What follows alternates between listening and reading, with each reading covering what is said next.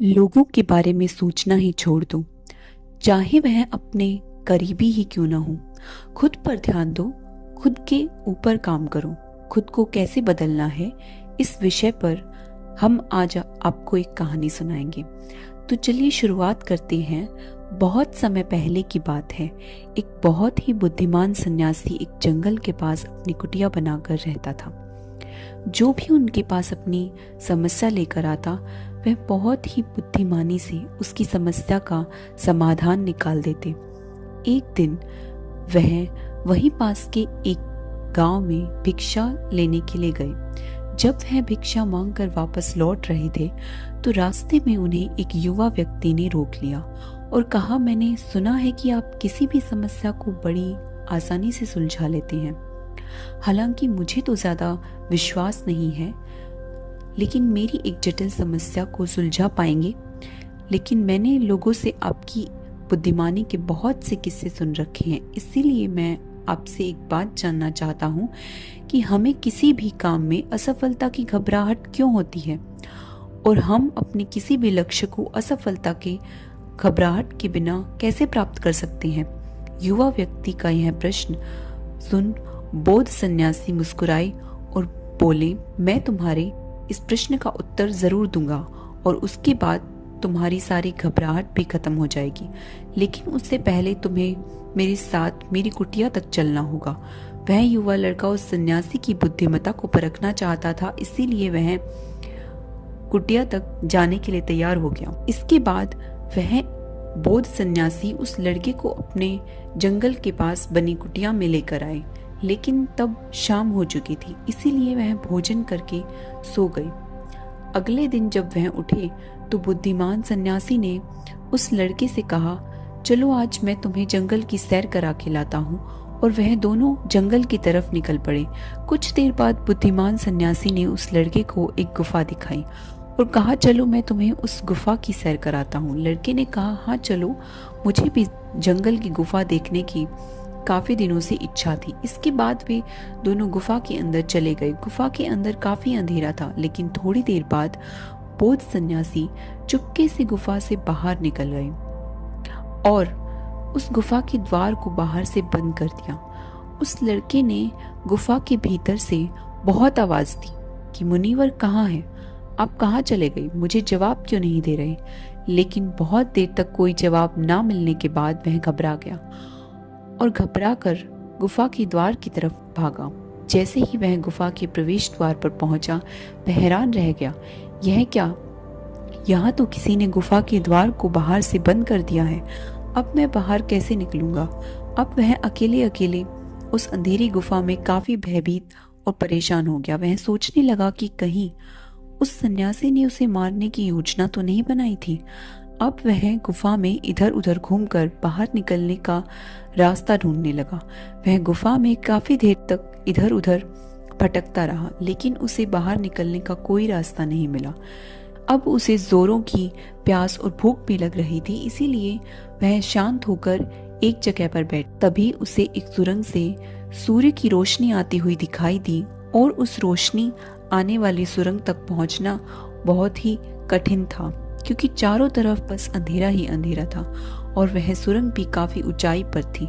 पर फिर भी वह तुरंत उठा और अपनी सारी भूख प्यास को भूलकर अपना सारा ध्यान उस गुफा से बाहर निकलने पर लगा दिया। काफी मेहनत और प्रयास के बाद वह उस सूर्य की रोशनी आने वाली सुरंग तक पहुंच गया और कुछ दूर तक उस सुरंग में ही ऊपर चढ़ता गया।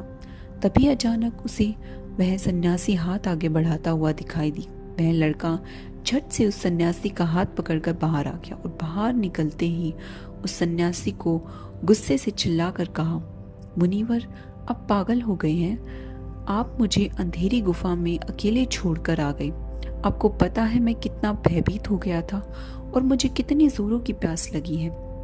उस सन्यासी ने मुस्कुराते हुए उसे पानी दिया और कहा, अब मेरी बात को ध्यान से सुनना। तुम इस गुफा के बाहर सिर्फ 2 कारणों की वजह से निकल पाए, जिसने तुम्हें इस गुफा से बाहर निकलने के लिए मजबूर किया। पहला कारण, क्योंकि तुम्हें जोरों की प्यास और भूख लगी थी, और दूसरा कारण, तुम्हें वह घुटन महसूस हो रही थी। क्योंकि तुम्हें मित्रों और परिवार वालों के साथ रहने की आदत पड़ चुकी है। अब मैं तुम्हें दो मुख्य कारण बताता हूँ जिसकी वजह से तुम इस गुफा से बाहर आ पाए। क्योंकि तुम्हारे साथ वहां यह कहने के लिए लोग नहीं थे कि इतने अंधेरे में इतनी ऊंचाई पर तुम उस सुरंग तक कैसे पहुंच पाओगे, यह तो संभव नहीं। और दूसरा कारण, वहां यह कहने के लिए भी लोग नहीं थे कि चलो कोई दूसरा रास्ता देखते हैं, इससे भी आसान रास्ता मिल जाएगा और हम बहुत आसानी से बाहर निकल जाएंगे। सफलता प्राप्त करने का नियम भी कुछ ऐसा ही है। यह तो मैंने तुम्हें सफलता कैसे प्राप्त करी उसकी एक छोटी सी दुनिया बनाकर दिखाई है, और वास्तविक दुनिया इससे कहीं अधिक जटिल होती है। वहां हमें सलाह देने के लिए बहुत से कम लोग मिलते हैं, और जो खुद तो कुछ नहीं कर पाए लेकिन हमें ज्ञान देंगे, यह मत करो, वह मत करो, बहुत कठिन है, तुमसे नहीं होगा, इससे अच्छा तो तुम वह काम कर लो, उसमें तुम्हें निश्चित रूप से सफलता मिल जाएगी। और ऐसे ही वह हमारे दिमाग को भटका कर चले जाएंगे और हमें खुद पर संदेह होने लगेगा। सफलता ना मिलने का एक बड़ा कारण यह भी है कि सफलता प्राप्त करने की प्रक्रिया बहुत लंबी होती है, और यहाँ जब हमारा मन घंटों घंटों में बदल जाता है तो फिर लक्ष्य प्राप्ति के महीनों और सालों के प्रयासों में ही हमारा मन क्यों नहीं बदलेगा, हमारा मन बदल ही जाता है और हम उस रास्ते को छोड़कर अलग अलग रास्ते अपनाने लगते हैं। गौतम बुद्ध अपने शिष्यों से कहा करते थे कि परेशानियां हमें तभी दिखती हैं जब हमारा पूरा ध्यान लक्ष्य पर नहीं होता। जैसे एक तीरंदाज तीर मारने वाला होता है तो वह अपनी एक आंख को बंद कर लेता है और दूसरी आंख से सिर्फ लक्ष्य को देखता है, तभी वह अपने लक्ष्य को भेद पाता है। ठीक इसी प्रकार हमें सफलता का डर तभी लगता है जब हमारा ध्यान अपने लक्ष्य पर ना होकर कठिनाइयों पर होता है। तुम इस गुफा से बाहर इसीलिए निकल पाए क्योंकि तुम्हें गुफा के अंदर सुरंग से आने वाली रोशनी के अलावा और कुछ नहीं दिखाई दे रहा था। अगर उस गुफा के अंदर प्रकाश होता तो तुम वहां के बड़े बड़े गड्ढों और कीड़े मकोड़ों को देखकर डर जाते और वहां भटकते रह जाते। इसीलिए अपना सारा ध्यान केवल अपने लक्ष्य पर टिकाए रखो और आसपास क्या हो रहा है, लोग क्या बोल रहे हैं, उस पर ध्यान मत दो। तुम्हारे मित्र और रिश्तेदार क्या कर रहे हैं, उन्हें सफलता मिली या कैसे मिली, यह सब देखना बंद कर दो और केवल खुद के काम पर ध्यान दो। फिर देखना कि जब तुम्हारा समय आएगा तो लोग खड़े होकर तुम्हारे लिए तालियां बजाएंगे। और इतना कहकर वह बुद्धिमान सन्यासी मौन हो गए और उस युवा लड़के ने कहा, मुनिवर आपने आज मेरी आंखें ही खोल, आपकी कही हर एक बात में मुझे बुद्धिमानी नजर आई। आप सच में बहुत बुद्धिमान हैं, इसीलिए सभी आपकी बुद्धिमानी का लोहा मनाते। मैं आपको वचन देता हूँ कि आज से मेरे मन में कभी असफलता का डर नहीं होगा। मैं अपना पूरा ध्यान सिर्फ अपने काम पर लगाऊंगा और जल्दी ही एक सफल व्यक्ति बनकर दिखाऊंगा। इतना कहकर उस लड़के ने बुद्धिमान सन्यासी का धन्यवाद किया और वापस अपने गांव चला गया। तो दोस्तों, चलिए इसके बाद की इससे भी अच्छी कहानी की शुरुआत करते हैं। पुराने समय की बात है। नगर में रहने वाला सबल नाम का एक लड़का अपनी जिंदगी से बहुत निराश था। उसकी निराशा का कारण यह था कि वह अब तक कुछ भी नहीं कर रहा था। उसके माँ बाप उसे ताना मारते कि तेरे सारे मित्र कुछ न कुछ कर रहे हैं लेकिन तू अभी भी घर में बैठा है। मित्रों के बीच भी अक्सर उसका मजाक ही बनता। वह कहीं जाता तो लोग उससे पूछते कि क्या कर रहे हो, तो यह बताने में उसे शर्म आती कि वह अभी कुछ नहीं कर रहा। धीरे धीरे उसने रिश्तेदारों के यहाँ आना जाना भी बंद कर दिया, लोगों से मिलना जुलना कम कर दिया। वह ज्यादातर समय अपने घर में ही बैठा रहता। वह अकेले में रोता, भगवान को कोसता और अपनी किस्मत को दोष देता। अब उसे अपनी जिंदगी बोझ सी लगने लगी थी। कभी कभी वह सोचता कि जब वे कुछ करने के लायक ही नहीं है तो फिर उसके जिंदा रहने का भी क्या फायदा और उसे मर जाना चाहिए। एक दिन वह अपने नगर की एक सड़क से गुजर रहा था, तभी उसने देखा कि एक गुरु दुख के ऊपर प्रवचन दे रहे हैं। वह भी उस भीड़ में बैठ गया और गुरु के प्रवचन सुनने लगा। गुरु बोल रहे थे कि दुख एक गुरु की भांति होता है जो हमें जीवन की सच्चाई दिखाता है और हमें सही से जीवन जीने का तरीका भी सिखाता है। आप चाहें तो अपने दुख रूपी गुरु से जीवन जीना सीख सकते हैं और चाहें तो उस दुख में डूबकर बैठकर रो भी सकते हैं। सबल भी गुरु की यह सारी बातें ध्यान से सुन रहा था, लेकिन उसे गुरु की यह बातें सही नहीं लग रही थी। उसने खड़े होकर विरोध किया और कहा कि दुख हमें सिर्फ पीड़ा देकर जाता है। दुख की पीड़ा अनंत होती है। ऐसा लगता है कि इसके बाद भला और कुछ भी नहीं मिलने वाला। मृत्यु भी उसके सामने छोटी लगती है। गुरु ने कहा, आखिर क्या दुख है तुम्हें? सबल ने अपना सारा दुख गुरु के समक्ष कह सुनाया और पूछा, क्या आपके पास मेरे इस दुख का कोई समाधान है? गुरु मुस्कुराए और बोले, जिस दिन तुम्हारे पास सच्चा दुख आए उसी दिन मेरे पास लौटकर आना, मैं तुम्हारे दुख का समाधान अवश्य करूंगा। इतना कहकर गुरु वहां से चले गए। सबल ने सोचा, क्या मेरा दुख सच्चा नहीं? क्या मैं जिस दुख से गुजर रहा हूं वह झूठा है? कोई भी मेरे दुख को नहीं समझ सकता। जब मेरे माता पिता ही मेरे दुख को नहीं समझेंगे तो ये गुरु मेरे दुख को कैसे समझेंगे? अब उसने सोचा कि वह कुछ करके दिखाएगा। उसने एक छोटा सा व्यापार शुरू कर दिया, लेकिन उसमें उसे सफलता नहीं मिल रही थी। पर उसके घर वाले खुश थे कि वह कुछ प्रयास कर रहा है। व्यापार में जुटा रहा और धीरे धीरे सफलता भी मिलने लगी। फिर उसने रफ्तार पकड़ ली और सिर्फ 3 साल के अंदर ही वह एक बड़ा व्यापारी बन गया। सबल के चारों तरफ ऐसे बहुत से लोग थे जो उसकी चिंता करते थे, उसे पसंद करते थे, उसके काम की प्रशंसा करते थे। अब उसके घर वाले भी उसकी प्रशंसा करते नहीं थकते थे। दिन प्रतिदिन उसके मित्र की संख्या बढ़ती जा रही थी। अब वह अपनी जिंदगी से बहुत खुश था। उसके कुछ मित्रों ने उसे सलाह दी कि जब तुम बड़े व्यापारी बनकर इतने खुश हो तो सोचो कि अगर तुम इस नगर के सबसे बड़े व्यापारी बन जाओ तो तुम कितने खुश होगे, तुम्हारे पास कितना सुख होगा। यह सोचकर सबल ने सोचा कि वह अपने मित्रों की बात मानकर अपने काम को और बढ़ाएगा और इस नगर का सबसे बड़ा व्यापारी भी बनेगा। इसके बाद उसने और भी धन कमाने का प्रयास करना शुरू कर दिया, लेकिन उसे यह सब कुछ बहुत ही जल्दी चाहिए था। वह यह सब कुछ प्राप्त करने में अपने ज्यादा से ज्यादा समय बर्बाद नहीं करना चाहता था। इसीलिए उसने ऐसे भी कार्य करने शुरू कर दिए जो उचित नहीं थे। उसने बड़ी मात्रा में अपने मित्रों से धन उधार लेना शुरू कर दिया। ज्यादा मुनाफे की लालच में उसने सामान में मिलावट भी की।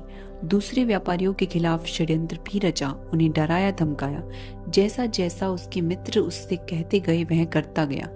उसके इन तरीकों से उसने धन तो कमा लिया, लेकिन वह सुकून उसे नहीं मिल रहा था। उसकी मन की शांति गायब हो गई थी। उसे रात को नींद नहीं आती थी। वह किसी उधेड़ बुन में लगा रहता था। सुख सदन की सारी वस्तुएं होने के बाद भी उसे सुख नहीं मिल रहा था।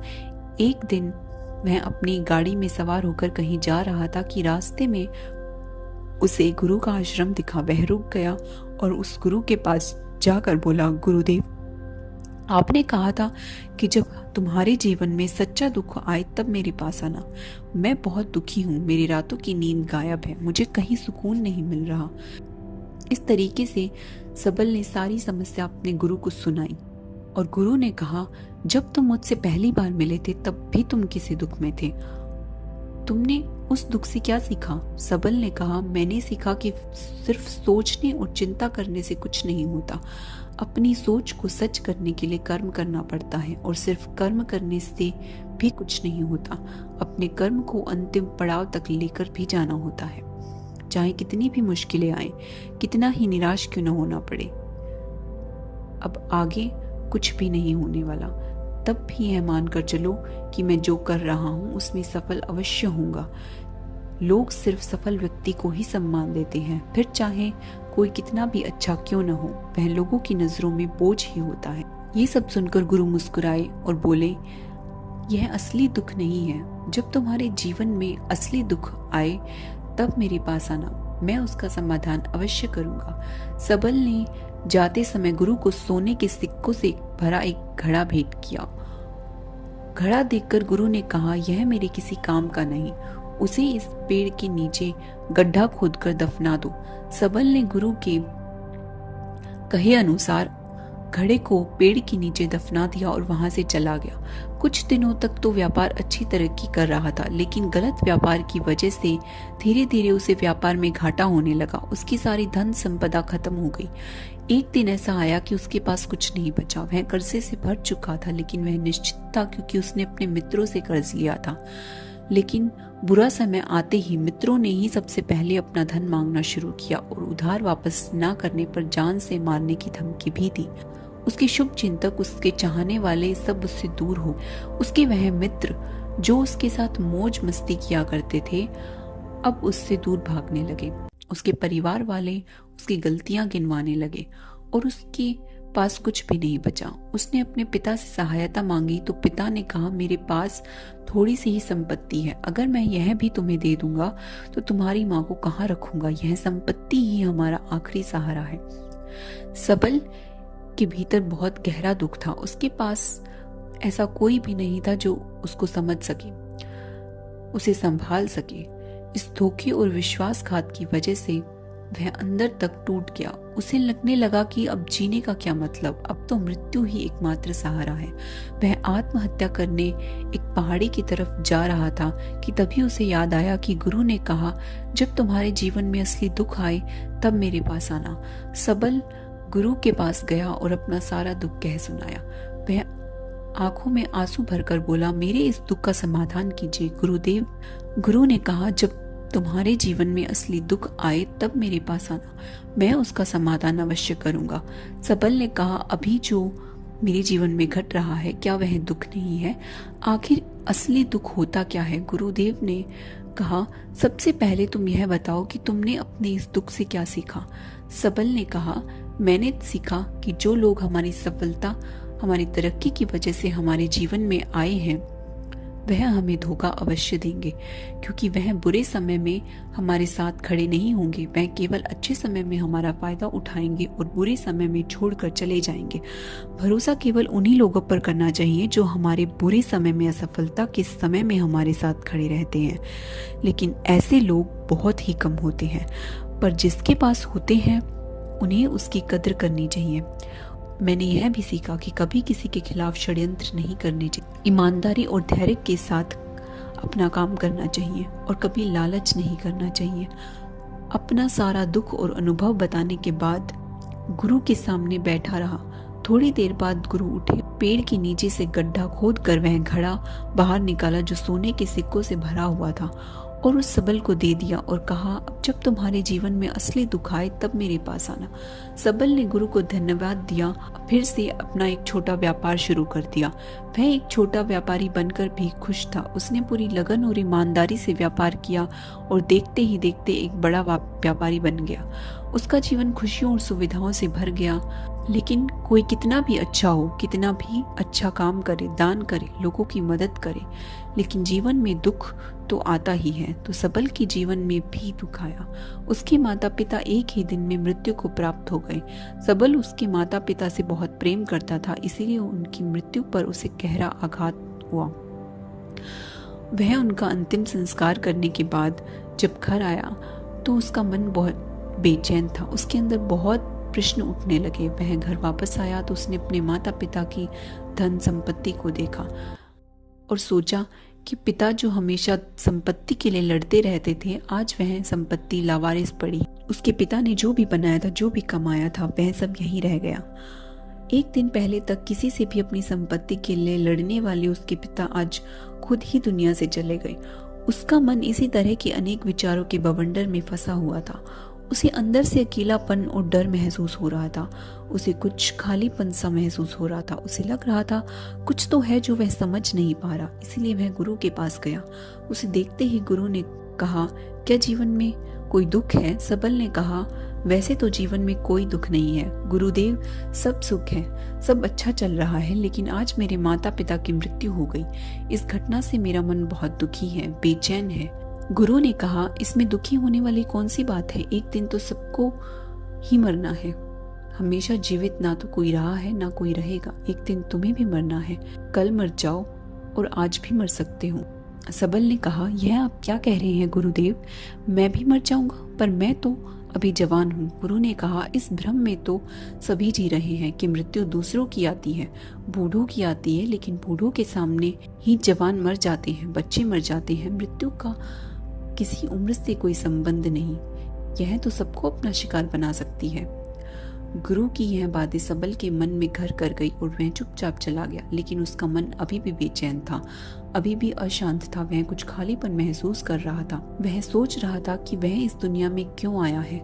सिर्फ चीजों का प्रयोग करना और मरना ही जीवन का लक्ष्य है? ऐसे ही बहुत से प्रश्न उसके मन में लगातार उठ रहे थे, लेकिन उसे अपने किसी भी प्रश्न का उत्तर नहीं मिल रहा था। उसका दुख प्रतिदिन बढ़ता गया और इन्हीं विचारों में वह फिर से गुरुदेव के पास पहुंचा और बोला, गुरुदेव, मैं बहुत दुखी हूँ, क्योंकि मैं यह नहीं जान पा रहा कि मैं कौन हूँ, मैं इस दुनिया में क्यों आया हूँ। यह सुन गुरुदेव मुस्कुराए और बोले, आज पहली बार तुम्हारे जीवन में सच्चा दुख पैदा हुआ। वास्तव में यही है जो दुख कहलाने के योग्य है, कि हमें पता नहीं कि हम कौन हैं, क्यों आए हैं, क्या करना है, कैसे करना है। सबल ने कहा, गुरुदेव, मेरी इस दुख का समाधान कीजिए। गुरु ने कहा, हम सभी इंसान जीवन भर क्या इकट्ठा करते रहते हैं? सबल ने कहा, सभी इंसान धन संपत्ति, मान सम्मान, मित्र, प्रतिष्ठा, यही सब इकट्ठा करते रहते हैं। गुरु ने कहा, क्या इन इकट्ठा की हुई सभी चीजों को हम अपने साथ रख सकते हैं, अपने साथ ले जा सकते हैं? सबल ने कहा, गुरुदेव, हम इनमें से कुछ भी नहीं रख सकते। मेरे माता पिता के साथ भी कुछ नहीं गया, सब तो यहीं छूट गया, घर परिवार, धन संपत्ति। गुरुदेव ने कहा, अब मेरी बातों को ध्यान से सुनो। इस दुनिया में हमें जो इकट्ठा करना है वह तो हम कभी इकट्ठा करते ही नहीं। चीजें हमारे सामने ही होती हैं, लेकिन हम उन्हें देखने का प्रयास ही नहीं करते। इस दुनिया में हमें जिस चीज को इकट्ठा करना है वह है हम खुद। हमें खुद को ही इकट्ठा करना होता है, ताकि जब हमें मृत्यु आए तो हम एक हो सके, स्वयं को पहचान सके। हम भीतर से बटे हैं, प्रेम में, नफरत में, क्रोध में, क्रूरता में, धन में, संपत्ति में, पद प्रतिष्ठा में, मान में, पहचान में, धर्म में, जाति में। ऐसे सैकड़ों हजारों चीजों और वासनाओं में हम बटे हुए हैं। हम टुकड़ों में जीवन जी रहे हैं। इस बंटवारे की वजह से हमारी चेतना कभी एक नहीं हो पाती। हमारी चेतना शक्ति बिखर गई है। इसीलिए हमारे पास इतना भी समय नहीं, इतनी भी ऊर्जा नहीं कि हम मुड़कर एक बार अपने भीतर देख सकें। वास्तव में जिस धन की कमी, सुविधाओं की कमी, मान सम्मान की कमी को लोग दुख समझते हैं और जीवन भर उसे दुख बोलकर रोते रहते हैं और उनका समाधान खोजने का प्रयास करते हैं, उनका समाधान कभी मिलेगा ही नहीं। क्योंकि जिन्हें लोग दुख कहते हैं वह असली दुख ही नहीं, वह तो सिर्फ इंसान की चाहत है, उसकी इच्छा है, जिसकी पूर्ति कभी नहीं हो सकती। इसीलिए यहाँ व्यक्ति को ऐसे दुखों का कभी समाधान मिला ही नहीं।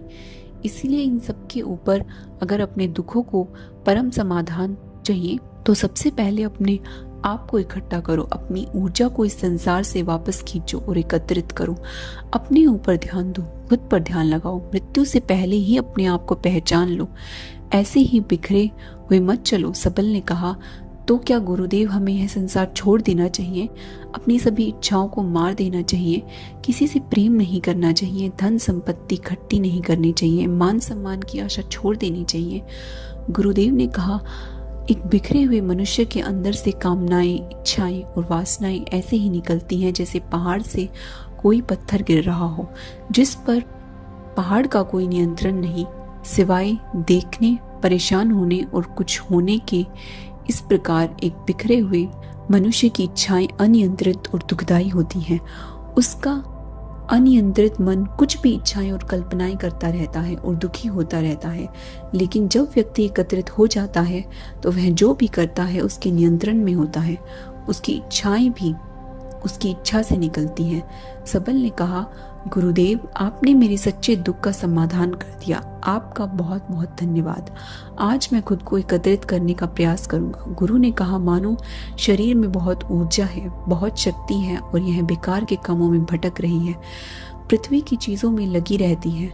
यह ऐसा ही है जैसे कि एक अत्यंत शक्तिशाली मशीन किसी बच्चे के हाथों में दे दी गई हो और वह बिना सोचे समझे, बिना किसी नियंत्रण और जानकारी के बस इस शक्ति को कहीं भी बर्बाद कर रहा हो। इसलिए अपनी चेतना की शक्ति पर ध्यान दो और इसे एकत्रित करो। सबल को अपने सभी प्रश्नों का उत्तर मिल चुका था। उसने गुरुदेव का धन्यवाद किया और चुपचाप वहां से चला गया। दोस्तों, उम्मीद है कि आपको यह कहानी अच्छी लगी होगी। आपको इस वीडियो से क्या सीखने को मिला यह कमेंट करके ज़रूर बताएं और अपने परिवार, दोस्तों या करीबी इंसानों के साथ यह कहानी शेयर करें। उन्हें भी इस ज्ञान से परिचित करवाएं। बाकी आपको यह कहानी अच्छी लगी हो तो वीडियो को लाइक करें और हमारे चैनल को सब्सक्राइब करें।